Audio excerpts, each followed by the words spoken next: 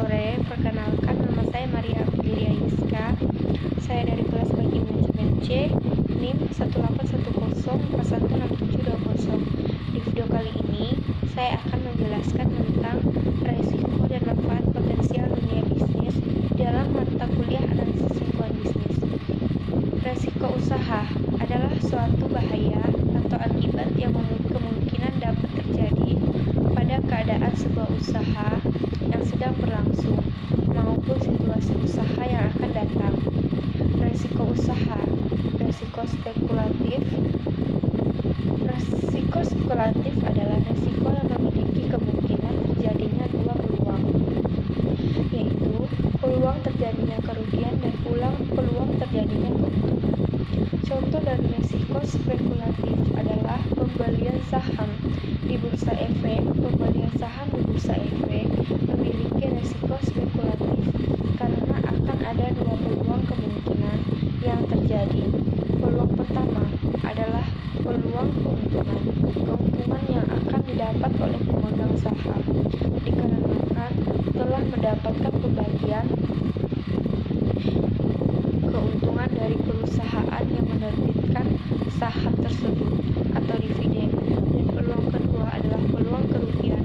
Kerugian yang akan didapat oleh pemegang saham dikarenakan perusahaan yang menerbitkan saham yang dibeli telah mengalami kerugian yang besar sehingga perusahaan tersebut mengalami kebangkrutan. Risiko murni adalah risiko yang bila mana terjadi pasti akan memberikan kerugian, namun apabila risiko ini tidak terjadi juga tidak akan menimbulkan kerugian ataupun suatu keuntungan. Ada dua macam akibat yang muncul dari terjadinya risiko ini, yaitu terjadinya kebangkrutan yang disebabkan oleh kerugian atau terjadinya break even. Macam-macam contoh dari risiko murni adalah seperti pencurian, bencana alam, kebakaran atau kecelakaan. Contoh lain dari risiko murni adalah terjadinya suatu risiko murni pada sebuah rumah makan yang diakibatkan dari kebakaran. Rumah makan tersebut dapat dipastikan mengalami banyak kerugian dikarenakan seluruh asetnya telah habis terbakar. Hanya akan ada dua macam akibat yang terjadi dari kebakaran tersebut. Akibat yang pertama adalah tutupnya rumah makan tersebut ditutup sementara dikarenakan pembangunan ulang dari rumah makan itu. Berdasarkan kontrol, risiko usaha dapat dikategorikan menjadi berikut. Yang pertama, risiko yang dapat dikendalikan. Perusahaan mengeluarkan sebuah produk baru untuk siap dipasarkan. Setelah berbulan-bulan, produk tersebut berada di pasaran.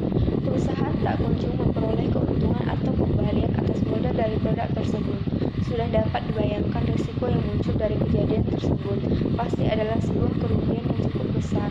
Tetapi, risiko dari kejadian tersebut masih dapat diatasi dan dikendalikan sebelum kerugian yang didapat oleh perusahaan semakin membengkak.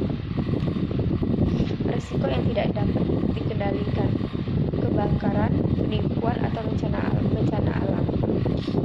Manfaat potensial yang terdapat dalam dunia bisnis yaitu evaluasi dari program pengendalian risiko akan dapat memberikan gambaran mengenai keberhasilan dan kegagalan operasi perusahaan, memberikan sumbangan bagi peningkatan keuntungan perusahaan, mengukur kinerja ekonomi,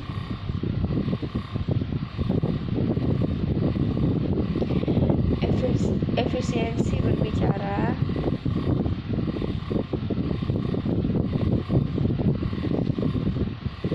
dan dikaji secara teratur. Terima kasih.